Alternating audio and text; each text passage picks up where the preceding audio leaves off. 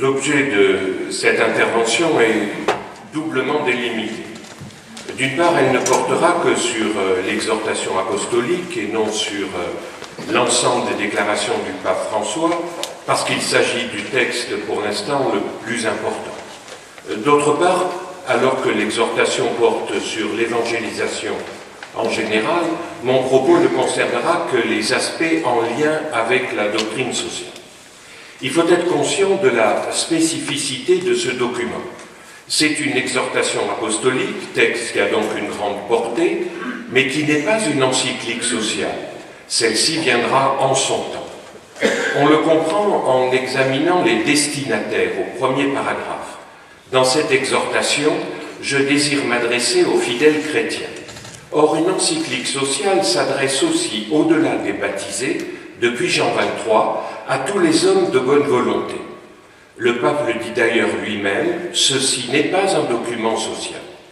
Affirmer cela ne signifie pas que le document soit de peu d'importance, même en matière sociale, et d'ailleurs le pape souligne que ce qu'il veut exprimer ici a une signification programmatique et des conséquences importantes. Mais chaque type de document a sa dimension principale. Si Dieu le veut, François publiera une encyclique sociale. Le prétexte immédiat de ce texte est la suite du synode des évêques sur la nouvelle évangélisation. J'ai accepté avec plaisir, dit-il, l'invitation des pères synodaux à rédiger la présente exhortation. Or, une exhortation est d'abord une incitation à s'engager, ici en vue de l'évangélisation. Et donc c'est dans cet esprit qu'il faut lire les aspects sociaux qui font partie intégrante de cette mission d'évangélisation. Certains qui présentent ce pape comme rompant avec ses prédécesseurs ont cru y voir un infléchissement de la doctrine sociale. C'est confondre la mission du magistère et un programme politique. Je suis un fils de l'Église, aime à répéter François.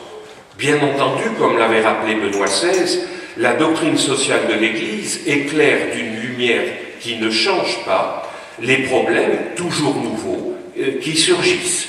Mais ce sont les mêmes principes qui s'appliquent à une réalité changeante et pour lesquels, comme le disait encore Benoît XVI, il est juste de remarquer les caractéristiques propres à l'enseignement de chaque pontife, mais sans perdre de vue la cohérence de l'ensemble du corpus doctrinal.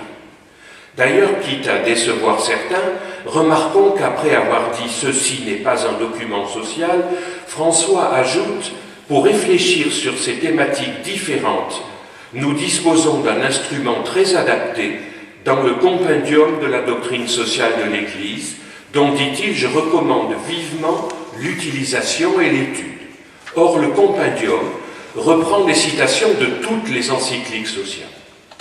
De plus, le texte de François comprend 217 notes qui, pour la plupart, renvoient au texte de ses prédécesseurs et surtout de Benoît XVI, Jean-Paul II, Paul VI. On y trouve également de nombreux renvois à Thomas d'Aquin, ce qui peut difficilement être qualifié de rupture. Il est vrai qu'il cite aussi largement des documents issus de diverses conférences épiscopales, affirmant « Je ne crois pas non plus qu'on doive attendre du magistère papal une parole définitive ou complète sur toutes les questions qui concernent l'Église et le monde. Il n'est pas opportun que le pape remplace les épiscopats locaux dans le discernement de toutes les problématiques qui se présentent sur leur territoire. En ce sens, je sens la nécessité de progresser dans une décentralisation salutaire. Je n'y vois pour ma part qu'une saine application du principe de subsidiarité. Une lecture attentive du texte du pape montre l'importance qu'il accorde d'abord à la dignité de chaque personne. Cela revient à un nombre très élevé de fois, c'est même l'élément central qu'il développe dans toutes ses dimensions.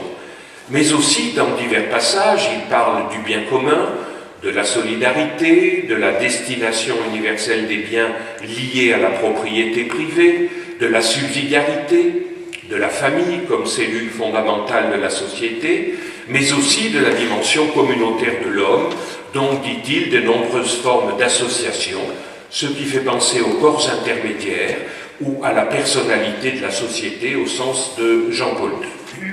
dignité, bien commun, subsidiarité, solidarité, propriété privée, destination universelle des biens, corps intermédiaires, voilà la panoplie des principes, comme le disait Jean-Paul II, qui appartiennent au patrimoine doctrinal de l'Église et à ce titre engagent l'autorité de son magistère.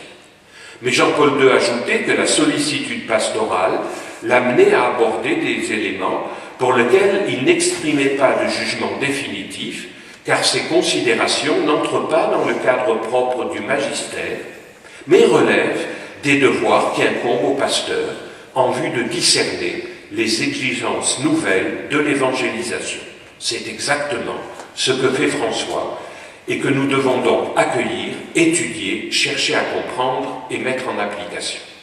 D'ailleurs, François lui-même affirme que l'Église n'a pas de solution pour toutes les questions particulières, mais qu'elle accompagne les propositions qui peuvent répondre le mieux à la dignité de la personne humaine et au bien commun. Les thèmes abordés en lien avec la doctrine sociale sont innombrables. Nous en avons d'abord sélectionné 3 que je ne développerai pas en détail parce que chacun justifie une conférence spécifique qui suivront la mienne. Il s'agit d'abord de l'insistance sur l'option préférentielle pour les pauvres, dont nous parlera tout de suite le père Pierre Coulanges. Il me suffit ici de rappeler que c'est un thème constant de la doctrine sociale et de l'Écriture sainte, que la pauvreté, comme le dit François, a bien sûr une dimension matérielle, mais qu'elle est aussi une pauvreté spirituelle, et même dit-il que parmi ces faibles, dont l'Église veut prendre soin avec prédilection, il y a aussi les enfants à naître qui sont les plus sans défense et innocents de tous.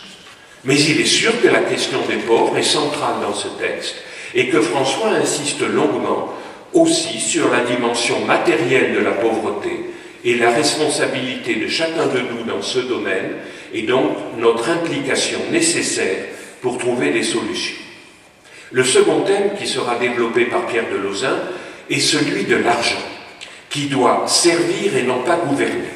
Les médias ont été surpris par la force de l'attaque contre le fétichisme de l'argent, nouvelle version de l'adoration de l'antique veau d'or.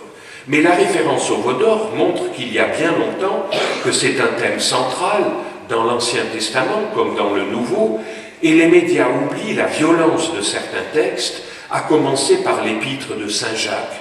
Votre richesse est pourrie, votre or et votre argent sont rouillés. Il est clair que la crise que nous vivons ayant une dimension financière justifie l'insistance de François. Le troisième thème que nous avons retenu est celui de l'exclusion.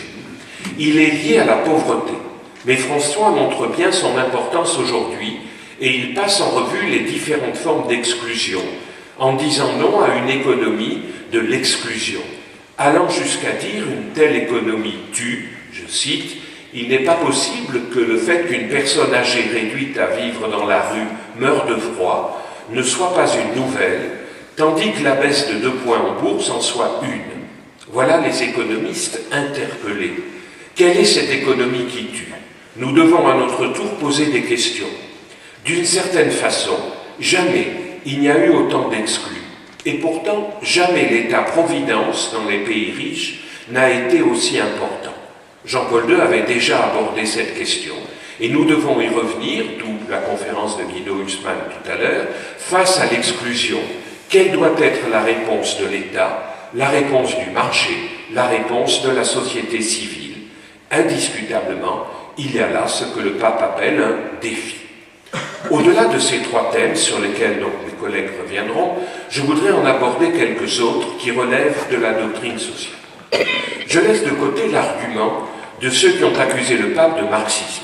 Face à cette idiotie, lui-même a réagi. En quoi critiquer certains aspects du marché signifierait-il ipso facto qu'on soit marxiste? On peut discuter tel ou tel propos sur le sujet, mais la réalité est plus complexe que le fait de dire toute critique est par nature du marxisme. Et quand François dit « Le pape aime tout le monde, riche et pauvre », mais il a le devoir au nom du Christ de rappeler que les riches doivent aider les pauvres, les respecter et les promouvoir, cela n'a guère l'accent de la lutte des classes marxiste. Les conflits existent, mais comme il le dit lui-même, l'unité prévaut sur le conflit. Ce n'est pas la même chose que dire que la lutte des classes serait le moteur de l'histoire. Pour nous, économistes, deux thèmes sont sensibles, la société de consommation et l'économie de marché. Tout au long du texte, on trouve des critiques de la société de consommation. Notons qu'il ne s'agit pas pour lui de critiquer le principe de la croissance, puisque le pape ne cesse d'insister sur la réponse aux besoins des hommes, besoins alimentaires, mais aussi en matière de logement, de soins, d'éducation. Comment y répondre sans produire en vue de consommer? Ce n'est donc pas le principe qui est en cause. En revanche, les passages sont nombreux où François affirme que la culture du bien-être nous anesthésie, où il dénonce que la nourriture se jette, les plaisirs superficiels, venant d'une offre de consommation multiple et écrasante, bref, la société de consommation matérialiste. Il est question de l'esprit de consommation effréné, conduisant à une sorte d'aliénation, bref, la réduction de l'être humain à un seul de ses besoins, la consommation. Mettons en parallèle ces propos de François et ceux de Jean-Paul II dans Centesimus Annus. Tout y est, y compris le mot aliénation. C'est Jean-Paul II qui avait dit au Parc des Princes, en 1980, « La société de consommation ne rend pas les hommes heureux ». C'est donc un thème qui n'est pas nouveau, mais sur lequel François insiste beaucoup. Mais il ne faut pas se tromper de diagnostic. Ce n'est pas le principe de la vie économique, ni de la consommation qui sont en cause, puisque le pape nous demande sans cesse d'aider les plus démunis à mieux vivre. Il faut bien pour cela produire des richesses. Mais le diagnostic de François est le même que celui de Jean-Paul II. C'est une question anthropologique et culturelle. Relisons Centesimus Annus. Si la production et la consommation finissent par occuper le centre de la vie sociale et deviennent la seule valeur de la société, il faut en chercher la cause, non seulement et non tant dans le système économique, mais dans le fait que le système socio-culturel, ignorant la dimension éthique et religieuse, s'est affaibli et se réduit alors à la production de biens et de services. C'est d'abord un problème de culture, d'éducation aux choix responsables. François y voit la cause de notre indifférence aux misères des autres, et s'il réclame des changements de structure, il ajoute aussitôt qu'un changement de structure qui ne génère pas de nouvelles convictions et attitudes fera que ces mêmes structures deviendront corrompues, pesantes, inefficaces. Benoît XVI ne disait pas autre chose en affirmant qu'il n'y aura pas de société juste s'il n'y a pas d'homme juste. Et quand Jean-Paul II dénonçait à côté de la tyrannie de la sous-consommation, celle de la surconsommation, cela ne changera que si notre comportement change, donc si nous nous laissons nous-mêmes évangéliser et convertir. Ce qui est nouveau, c'est l'insistance sur le lien que fait François entre notre fascination pour la consommation matérielle et notre indifférence à la misère des autres. C'est cela qu'il appelle aliénation, qui rend plus difficile la constitution de cette solidarité entre les hommes. Et cette phrase de François est en réalité une citation de Jean-Paul II. Le second point qui interpelle les économistes, plus encore peut-être semble-t-il aux États-Unis, concerne la critique vive adressée au marché. Les formules choc ne manquent pas et nous ne devons pas les occulter.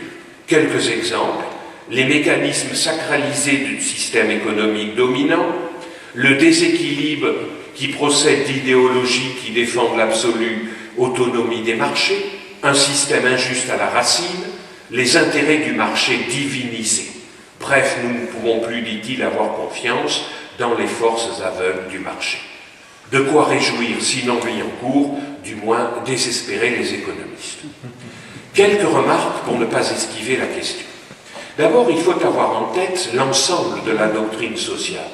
Comment concilier cela avec ce que dit Jean-Paul II dans Centesimus Annus sur les avantages solides du marché, instrument le plus approprié, dit-il.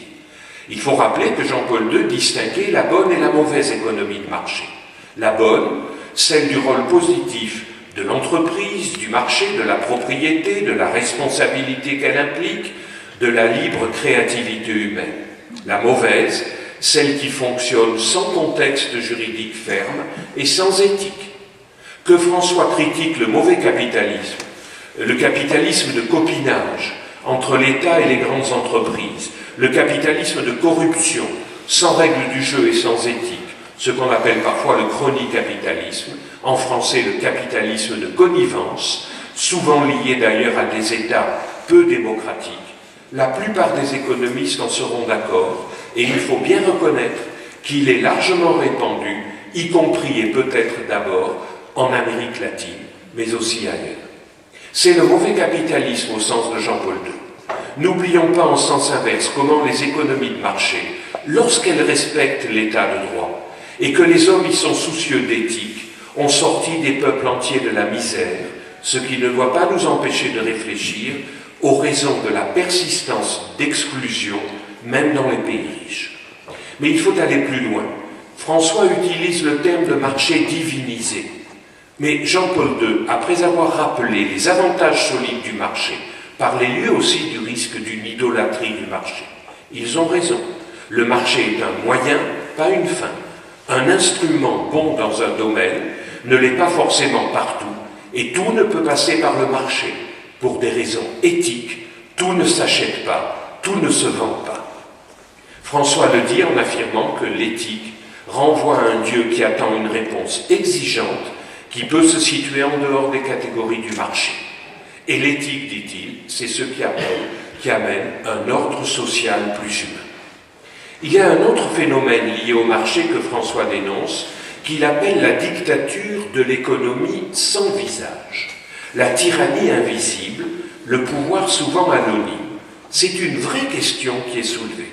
Les sociétés ouvertes, au sens de Popper, sont des sociétés où l'on est d'accord plus sur les règles du jeu que sur les finalités, et où les relations interpersonnelles comptent parfois moins. La mondialisation en est un exemple et favorise plus la confiance dans des règles générales et des relations interpersonnelles que la confiance en des personnes connues. C'est une question importante qui a été abordée par de nombreux philosophes et économistes, distinguant les relations dans les sociétés closes et dans les sociétés ouvertes. D'ailleurs, quand François affirme que la vocation d'entrepreneur est un noble travail qui doit servir le bien commun, par ses efforts de multiplier et rendre plus accessibles à tous les biens de ce monde, il montre ici un visage concret, celui de l'entrepreneur, et pas une économie sans visage. La question centrale est en fait celle de la responsabilité.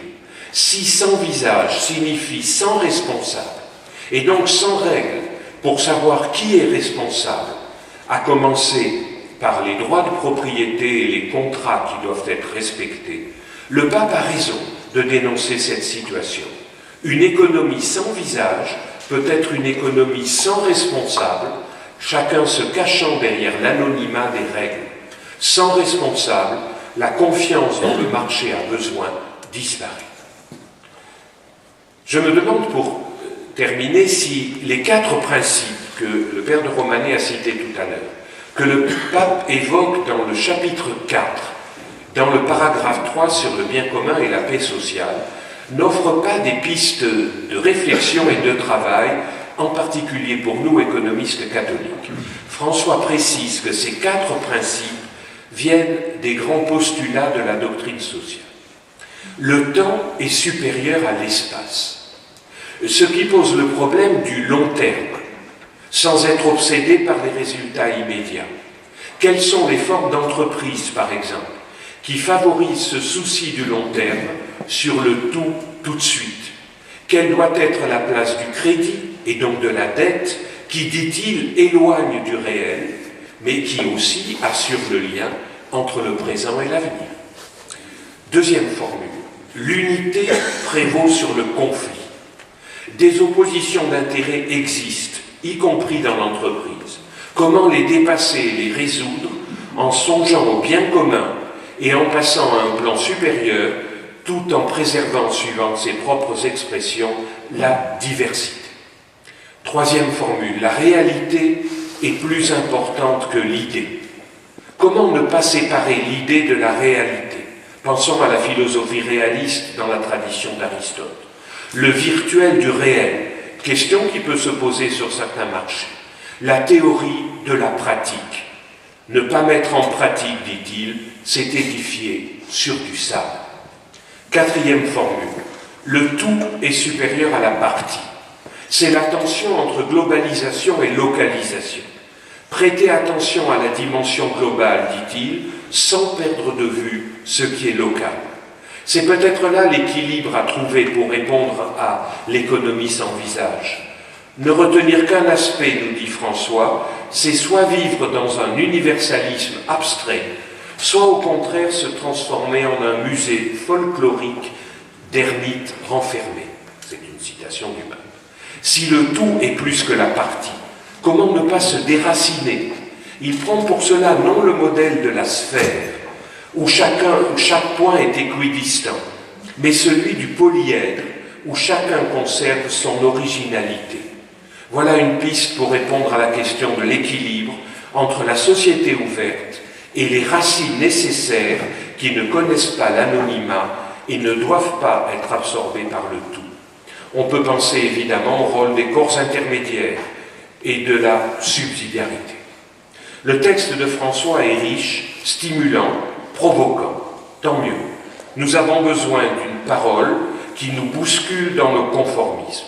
Plusieurs fois, dans cette exhortation, François fait référence à l'importance que l'Église accorde aux sciences sociales auxquelles l'économie appartient.